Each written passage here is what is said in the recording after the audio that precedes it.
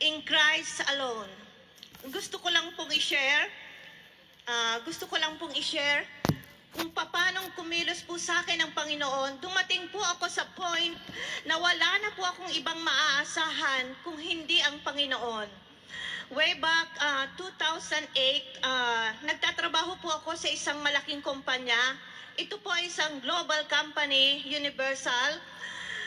Sa kalagitnaan po ng aking pagtatrabaho, nagkaroon po ako ng karamdaman. Nagkaroon po ako ng karamdaman na tuberculosis. Pero po yung aking karamdamang iyon ay ako lang naapektuhan, so pinayagan ako ng Ministry of Health na magpatuloy pa rin sa trabaho. So habang ako po ay nagtatrabaho sa kumpanyang aking pinapasukan, dinadalaw po ako ng mga nurse at dinadala nila ako ng gamot. Ngunit at that time, bukod po sa karamdaman, yung pong physical na karamdaman ay okay lang, makakayanan mo basta kasama mo ang Panginoon.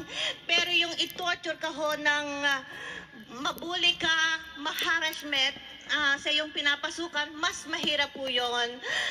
At that time na wala na po talaga akong ibang aasahan, meron po akong karamdaman, tapos pinagkakaisahan pa ako ng aking pinapausukan. Kumapit ako sa Panginoon, ang sabi ko, Lord, wala na po akong ibang maaasahan kung hindi kayo. Hindi po ako bumitiw sa Panginoon, kumapit pa rin po ako sa Kanya, nagpatuloy po ako sa pagdalo sa gawain, lahat po ng mga dinadaluhan ko, tumutulong po ako kung ano po ang maitutulong ko. Tapos po sa kabutihan ng Panginoon, sa patuloy kong paggamot, ako po'y lubos na pinagaling ng Panginoon sa aking karamdaman. At kaya't ako po'y nagpapasalamat. At nung pong mamatay ang nanay ko, nakahiga po na, nakaburol po siya. Ang sabi ko, Nay, one day, magiging registered nurse din ako. Sapagkat gusto ko pong tulungan ang may mga karamdaman. Kung paano po ang naramdaman ko, gusto ko silang tulungan. Iyon po isa na sa aking paglilingkod. Kaya sa kabutihan ng Panginoon, sa tulong at tabag ng Panginoon, ako po ay nakatapos at ngayon po ay nagtatrabaho na ako bilang registered nurse sa Sydney, Australia. Bago nga pala ako matapos at malimutan, ako po si Sister Irene Antinero, pero hindi na po yun ang mahalaga. Ang mahalaga, tinulungan at pinagaling ako ng Panginoon. Marami pong salamat, Panginoon. Pinupuro kita't dinadakila, Lord God. To God be the glory. Thank you, Lord. Thank you, Jesus. Amen, amen, amen. Praise God. Amen, amen. Praise the Lord. The second song is My Life is in You, Lord. Amen, amen.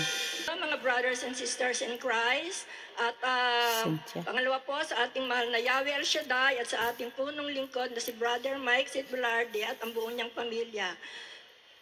Ang patotoo ko po talaga, ang my life is in you, Lord.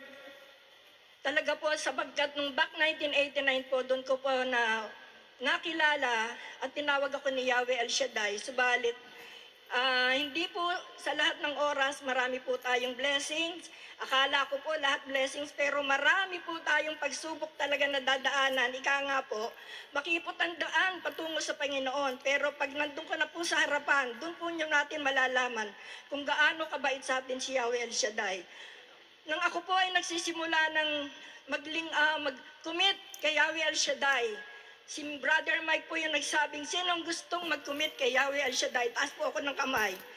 After siguro po 1 week, pumanaw po yung anak ko. May anak po akong kambal. That back 1997, 17 years old po siya. Sa Australia na po kami nakatira noon. Ako po pala si Sister Amy Librando ng Canberra, Australia. At after po noon, sabi ko parang ayaw ko na po. And then sabi ko, wala akong magagawa kung hindi ako maglilingkod kay Yahweh El Shaddai. So, tuloy-tuloy po ako. And then after 5 years, ayun na naman po, nung parang ako'y nakaka-move on na, yun namang isang anak kong kambal na kapatid niya ang pumanaw. Sabi ko, parang ayaw ko na po talaga. Pero wala po talaga akong magawa.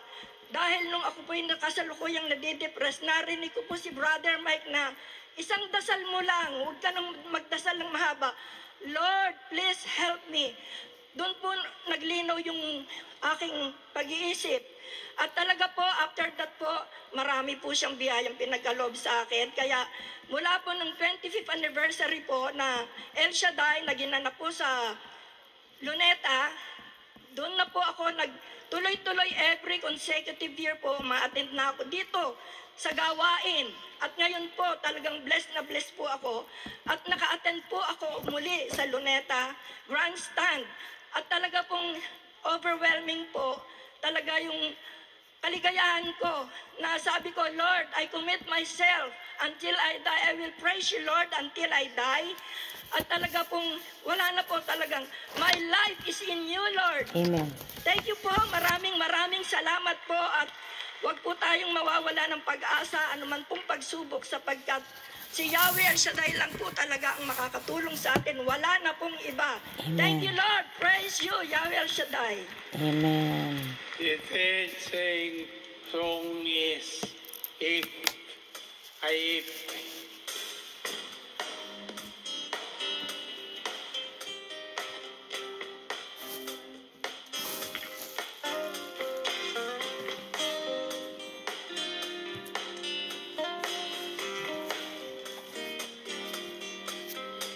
If you can pick your head, what all about you?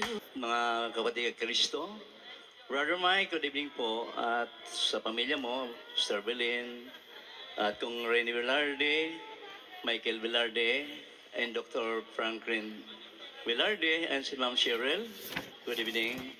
Ako po ay si Brother Aurelio Drio, ay preacher po ako ng Quezon City, assigned in Masbate. Gusto ko po mag-share sa inyo sapagkat ako po yung patay na nabuhay. I-share ko kung paano nangyari. Ako po ay isang taxi driver na mamasada.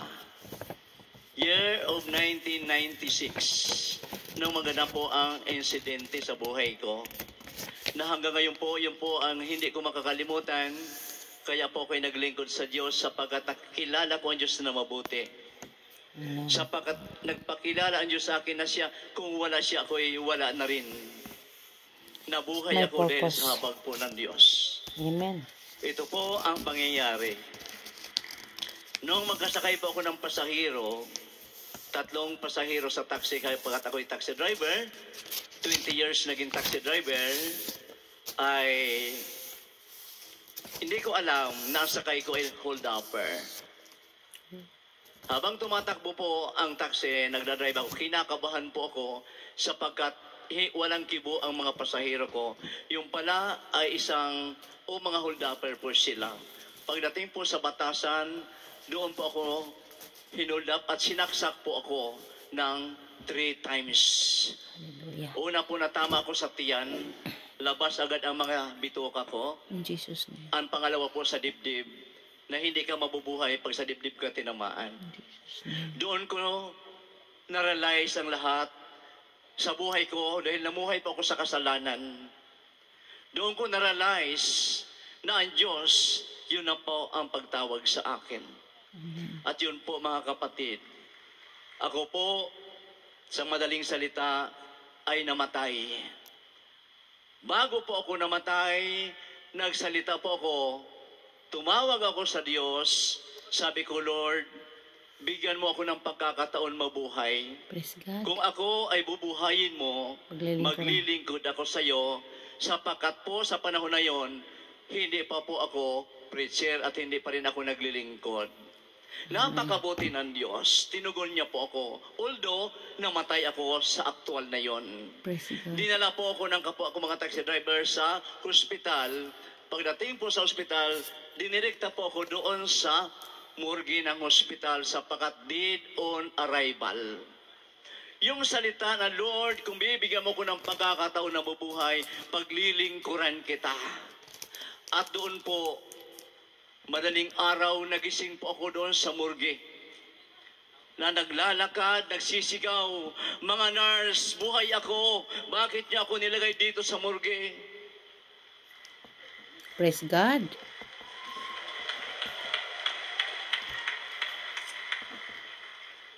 Grabe ang kabutihan ng Panginoon. Na hindi ko makalimutan sa buhay ko, kahit saan po ako magpunta, kahit may sakit po ako, nag-a-outreach ako dahil malaking utang na loob ko sa Diyos. Amen. Praise the Marami Lord. pong salamat sa Praise kabutihan God. ng Diyos. Kung wala ang Diyos, wala na rin ako. Ako ay lupa na po ngayon. Salamat po. To God be the glory. Purihin ang Panginoon. The fourth song, Jesus, look inside my heart. Magandang gabi po, Brother Mike, at sa Pang-apat inyong na buong to, pamilya. At magandang gabi po, Ang tangkad. Brother and Sister. Brother Jonathan. Ako po si Brother June Natanawan, preacher ng Natanaw. PFCC 24 Cavite.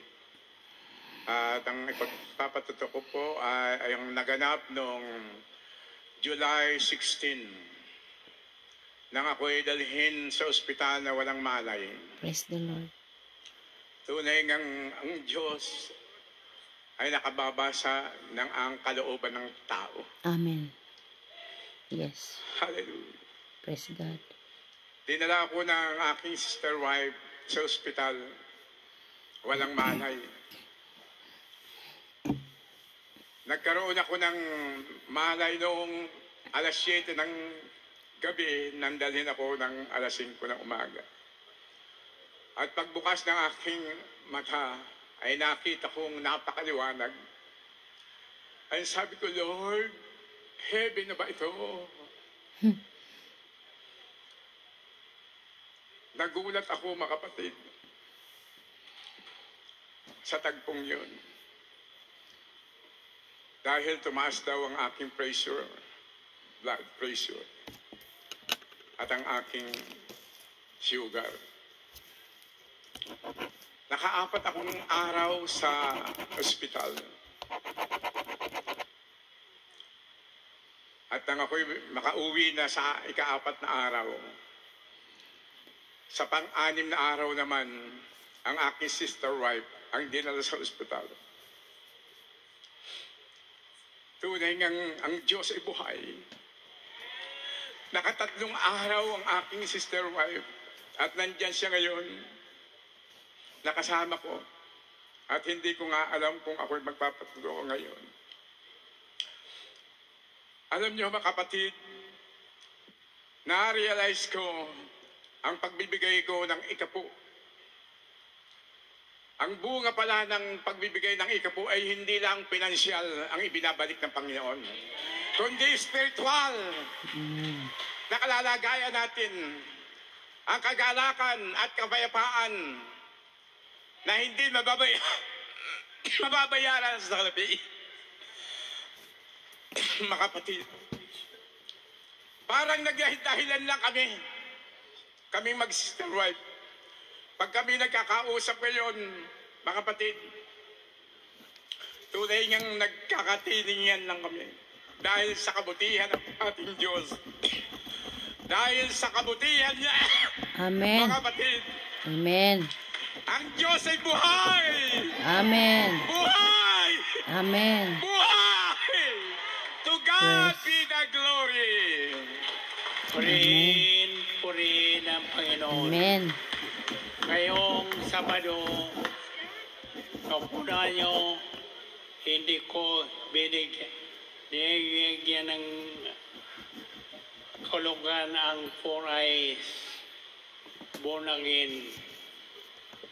Ngayong Sabado, pamasok ko ang bibigay ko sa inyo. Amen. Pamaskong handog. Gagawa kayo ng 4 na prayer request. Ang makahula ng 4 na ay granted ang prayer request. Kung isa lang ang walaan nyo, mahulaan nyo, isa lang ang prayer request granted sa inyo. Hallelujah. Praise the Go Lord. back to the testimony in the songs, lyrics. Anong matagumuno ang poray. For I. Tayo, nakaintindi ba tayo? Amen. Lahat na makikinig at malalo sa Sabado, Amen. may himalang pamasko. Yes.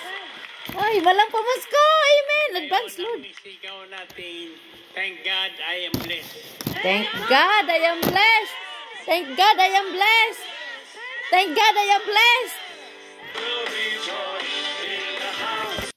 Praise the Lord. Hallelujah. Purihin ang ating Panginoon. Hallelujah. Kay buti ng ating Diyos.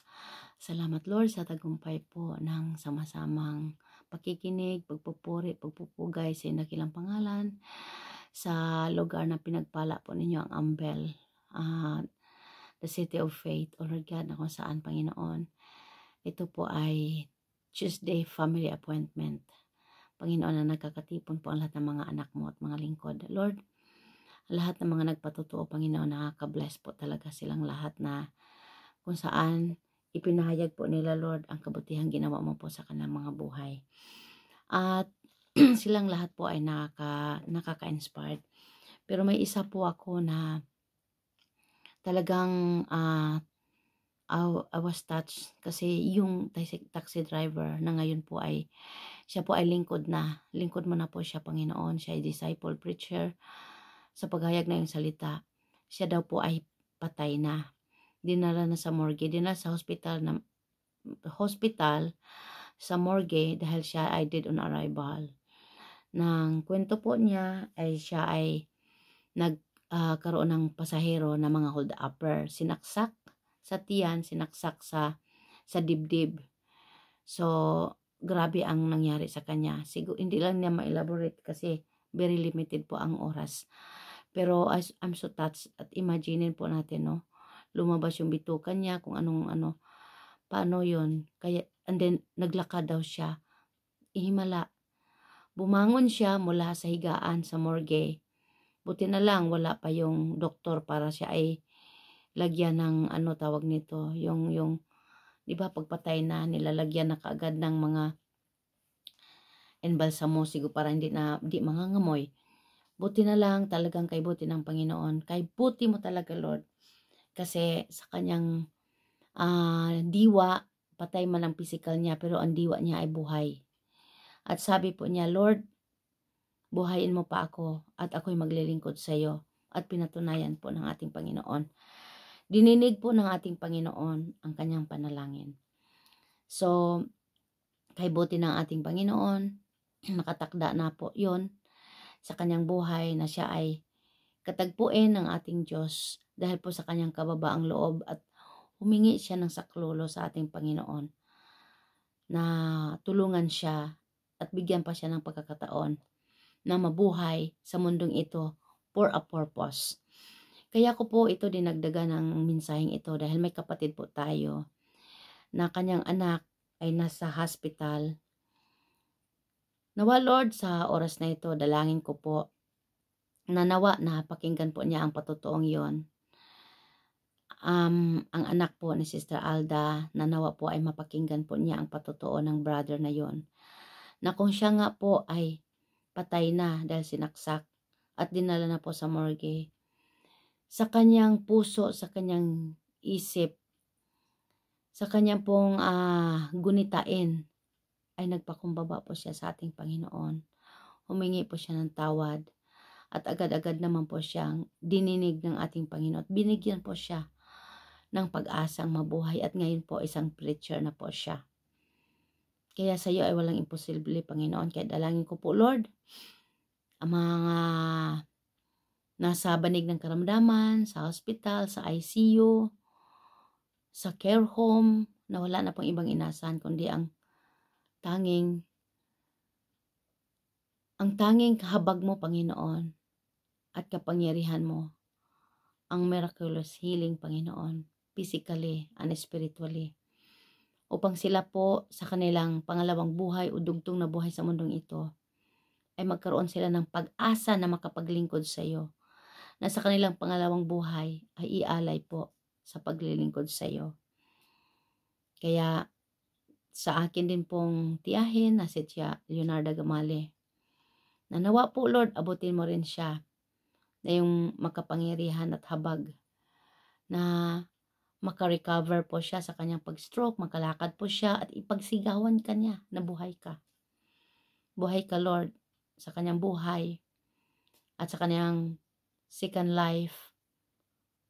Maakay din po niya ang kanyang buong pamilya at mga anak, mga apo. Salamat po Ama. At gandi po Lord, in a very special way din po Lord, ang aming mahal na kapatid na ngayon ay nasa hospital, si Sister Cecil Bass, na na-aksidente po siya nung Friday. Friday o Saturday, I think Saturday.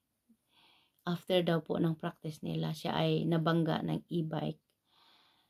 At we are so sad nung malaman po namin na siya po ay nasa hospital. Siya po sana ang mag-lead ng choir kahapon sa London. Nung Sunday, kasi Thursday na ngayon. Kaya, Lord, walang imposible sa iyo, Panginoon. I do believe, Lord, na yung ulo niya ay nabagok lang yon at walang nangyari. I know you are in control. I know, Panginoon, lahat nagagawa mo. Nothing is impossible. Nothing is impossible, O God. Sa iyo, walang imposible. Everything is possible by you, Lord God. Yes, Lord. All things is possible by you. Yun sana ang aming kakantahin. All things is possible. Pero hindi po yun natuloy. Gayon pa man, hindi ako napapagod na magpuri sa iyo, Panginoon. Hindi ako napapagod na magpuri sa iyo, Panginoon. Hindi ako napapagod na tumawag sa iyo, Panginoon, ang tulong. Hindi ako napapagod na ilapit sa iyo ang mga nais mong abutin, O God. Lalo na po all the members of my family tree. Hindi ako napapagod na idulog sa iyo, Panginoon, ang lahat naman naglilingkod mo sa iyong ubasan. Lalo na po aming mahal na lingkod, Brother Mike Velarde. Ang lahat ng aking mga kapatiran, Panginoon, dito sa United Kingdom, sa London chapter, Sheffield. Hindi ako napapagod na itaas sa iyo, Lord God. Ang aming mga prayer partners, Lord God. Lahat ng mga manggagawa, Lord, sa Bohol, lalo na po sa Valencia. Gawain sa tahanan mo po, Panginoon. Lahat ng papasok doon sa tahanan mo, Yahweh El Shaddai, ay makaranas po na yung kalinga at presensya, pagmamahal. Hindi ako napapagod, Panginoon, ititaas sa iyo, Lord God. Ang nalalapit pong anniversary, Panginoon, ng Norway. This coming Saturday, Lord. Pagpalain mo po silang lahat na mga tumugon sa iyong panawagan. At pagpalain mo rin po si Brother Julio, Lord God, sa kanyang paghayag na yung salita, Lord. Sa pangalan ni Jesus of Nazareth. At pagpalain mo rin po, Lord, ang anniversary, Lord God.